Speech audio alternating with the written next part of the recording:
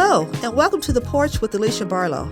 Hi, I'm Alicia Barlow, author of The Porch, a place for enjoyment, conversation with people, reflection, and encouragement. Hello, everybody. This is Alicia with The Porch. I am here with Miss JoAnna Blackstock. She is the publisher of Stroll magazine for Heritage Hills and Mesta Park. Those are two, would you say historic? Definitely. Historic neighborhoods here in the Oklahoma City area. I'm going to let JoAnna just kind of tell a little bit about herself, and then we're going to kind of talk about these neighborhoods and what's going on and, you know, some things that she may have going on within the upcoming months. Thanks, Alicia. I appreciate you getting together with me and having these conversations. And when we first met and talked about porches, I am pretty sure my eyes lit up. And I have a 22-year history in real estate between Tulsa and Oklahoma City, and grew up in areas with historic homes and just have a huge affinity for them. And so when I was looking for something to add to my plate, because that's what some of us do. Some friends of mine came to me with the opportunity to have the franchise for Stroll, Heritage Hills, and Mesta Park. And they said, we really need somebody that understands these older homes, what goes into them, what kind of contractors are needed, and also the types of people that live in them, because they tend to be a little more eclectic. They have, a very wide range of hobbies, interests, backgrounds, education levels. And so I just looked at the opportunity and thought this would be a super fun way to connect with my neighbors and in my immediate community, a place that I have a big passion for. You said it was a franchise. So Stroll is a franchise magazine? Yes, Stroll is a franchise magazine, and we currently have, I believe it's 9 in Oklahoma City, and they're very neighborhood specific. We have them all the way from Brookhaven and Norman all the way up to Oak Tree and Edmond, and they're a private monthly publication just for the residents of those neighborhoods. And it's a direct mail, so they don't have to subscribe or pay for it.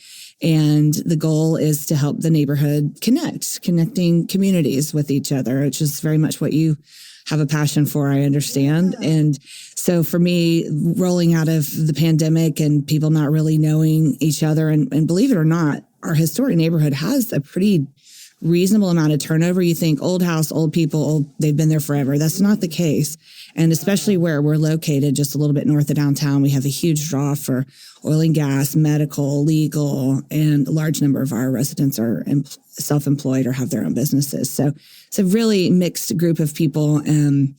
In our average homes, typically Stroll targets neighborhoods that have affluent homeowners because they have the need for the services and businesses that our vendor partners advertise to keep the magazine in print. So that's generally the target, but we've got a full range of what that looks like. Wow. So historic, what would constitute a historic neighborhood? So the city of Oklahoma City and most major cities, and probably even smaller towns, have historic preservation committees and processes that help preserve the older homes. And so we are in a historic district that has quite a few requirements as far as what you can and can't change about the exterior of your home, the general landscape of the property itself.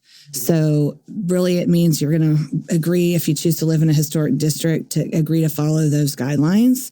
And if there are major changes, add-ons, paint color changes that aren't the original, then it would go through a historic preservation process to get approved. And that's a whole business in and of itself. Wow. So Heritage Hills and Mesta Park, now they're pretty close to each other, correct? They are. They really, really run into each other. If anyone knows anything about older neighborhoods, they generally might have a name, like we have the names Heritage Hills and Mesta Park, but there's probably about 10 different true legal description subdivisions that fall within it. But when the franchise came to me and asked me to look at this, they wanted me to just do Heritage Hills. And having grown up and lived in historic neighborhoods, I know that they really blend together. And I thought, well, for the type of businesses that we want to attract to be our vendor sponsors and the people themselves, they like to be connected. They do cooperate with each other pretty often with their events and fundraising and home tours. And so I just didn't want to be a part of dividing that any further. I thought it was a great opportunity to put it together. So it took a little debate with my company, but they understood it. And when I took a little walk and said, this is one side of the street is Heritage Hills. This is the other side of the street with my iPhone pictures. And this is the other side. Tell me what's different and why we wouldn't want these neighborhoods to be blended. And it's good for distribution. I end up with about a little over 1,100 homes that we serve and just reach more people with this great content that we have. And also the vendor partners get in front of more of their potential clients. Now, you said that you live in the neighborhood area. I do. I'm so fortunate. So as you're walking, you were, talking about the porch, of course, and kind of talk about the neighborhood of that area and those porches there. Yes. So one of the great things about the older neighborhoods, and especially this area, the garages are typically on the back. And where in newer neighborhoods, we might call them front yard neighborhoods, where people sit in there, raise their garage door open, sit on their driveway and watch the kids play on the sidewalks. Well, we get to do that in the older homes too. We just have the porches instead of the garages, and we do have sidewalks throughout the neighborhood. So it's a very friendly neighborhood as far as people do see their neighbors. And I think once we kind of got over the angst of, do we talk to people? Do we get within 6 feet of them? I think I've seen a lot more people out and about. And over the last years, I've lived in my home for almost 4 years. And it was so funny being in real estate. You'd think I could find my own house, and I could have certainly. But a friend of mine who I lived nearby in Tulsa, because we lived along the river, she said, well, I think the water is probably too far away for you to live to be to your office.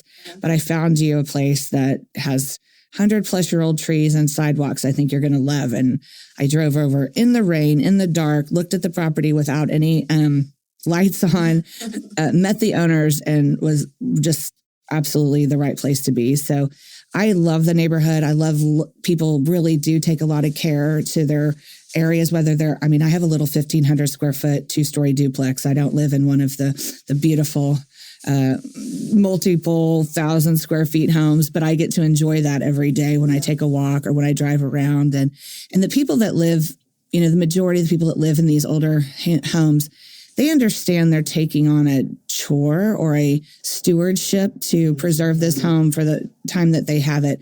And the outdoor living spaces are a huge part of that. It's so fun to see people, everything from having their coffee on the porch to some of them have full entertainment areas with TVs and heaters. And everybody enjoys their outdoor space a little different. But to the point of what you do and the message that you bring about the memories that are made, my grandmother had a back patio, we called it, and with her sweet porch swing. And I just think of all the memories and things that I had as a kid, just sitting on her porch swing and having just really gentle yet sometimes exciting conversations, and know that that's often a place. I love to eat outside. So if it's above 50 and below 90, I'll probably be on my front porch having my breakfast, lunch, or dinner, or tea, or cocktail. I spend a lot of time out there. I met a lady who actually says that she has a wood burning oven on her porch. She lives, of course, out in the country somewhere,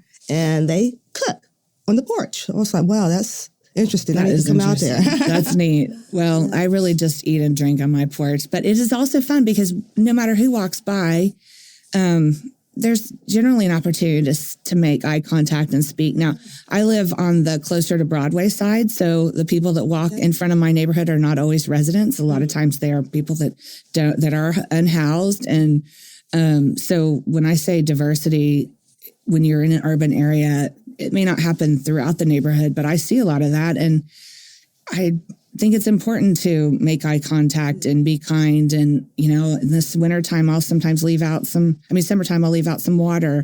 You just really never know what your neighbors are going through, whether they really live next door or under the bridge around the corner, or in the big, beautiful house down the street. We just don't know each other's stories. And I think having outdoor living spaces and welcoming spaces is an opportunity to create conversation when it's invited. I'm glad that you said, even when you were talking about the unhoused, you said neighbors. I actually will be doing another podcast with another person who actually supports and goes out and provides food for those unhoused neighbors. And so that's great. That's great.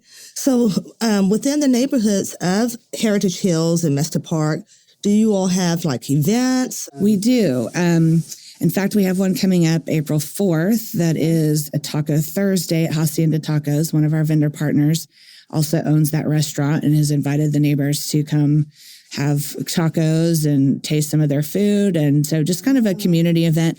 There's also the home tours that happen a couple of times a year for Mesta Park and Heritage Hills. The fall is the Mesta Park, and the holiday one is Heritage Hills. And then we have Mesta Festa every September. It's a big, start out as a beer festival, and it's still kind of heavy on the beer side, but it's also very family friendly. That's a great big event. And then we also do a lot of the neighborhood to support Wilson schools, and they have an event coming up. I believe it's April 6th. Instead of school district or school. It is school the elementary school in the neighborhood. Okay, all right. So when you have home tours, how does that work out? So those tickets are available on the websites for the individual neighborhoods, and those are the fundraising sources. Because of being in historic preservation, we do have some expenses to keep up in our common areas that aren't covered by the city. And so our fundraisers help contribute to our lighting in the parks, some landscaping, some signage that might be necessary from time to time. We have a very solid foundation for both neighborhoods, and these home tours help fund those needs that we have to do that are not covered by the city. Okay, great. Now, if there's a neighborhood, if there's someone within a neighborhood community that's listening to this podcast, and they're like, you know what, I live in a neighborhood that we would like to have, maybe a magazine or something to contribute to our neighborhood. How would they go about doing that? Well, I think probably getting a hold of me would be the best option, and I can find out if that's an area that Into Publishing, which is the parent company for Stroll, is considering for publication. Some of our bigger metro areas have dozens of these publications. And because they're very hyper-local and specific to neighborhoods, there's plenty of room for all of them. I mean, we have 9 here in Oklahoma City. So if, for example, somebody wants to advertise a business, they can contact me for any of our publications. We have Nichols Hills, Quail Creek, Iron Horse Ranch, Rose Creek, Oak Tree in Edmond, Rivendell in South Oklahoma City, and we're launching Brookhaven. And I don't think I missed one in there, but so we're also interested in meeting the vendors that want to serve those areas. So we're designed for small business. It can be a very small mom and pop business all the way up to, a main bank with chains. We really have a spot for everyone because our residents need all those levels of services. Okay. So how would they get in contact with you? My cell phone is always the best way. JoAnna Blackstock at 918-260-2838. We also have great social media for Heritage Hills and Mesta Park on Facebook and Instagram. Heritage Hills and Mesta Park is the Facebook, and then Heritage Mesta is the Instagram. Send me messages, give me a call on my cell, and let's have a chat. All right. And invite people to come out and just kind of look at your neighborhood. Yes. I mean, I've driven through, I used to work downtown at one of the hospitals and would go through Mesta Park and Heritage Hills and just, of course, look at those porches. It's gorgeous. And just this week, the red buds have started to pop out and the tulips are popping up. So if you're headed down to see the Botanical Gardens tulips, we invite people to enjoy our neighborhood too. Halloween's a huge one. People from all over the city come and trick or treat. And I'm sure the spring draws a similar crowd of just visitors, and we welcome that. We're proud of our area, and people spend a lot of time on their homes and particularly their porches to be welcoming. Oh, great. Well, thank you. Thank you so much for coming and speaking with me in regards to Heritage Hills and Mesta Park. Thank you. Thank you for listening and joining me on the porch. Remember to take time to reflect, share memories, and engage with others on your porch. And I'll meet you here next time on The Porch, your podcast for community conversations. Brought to you by the Possibilities Podcast platform.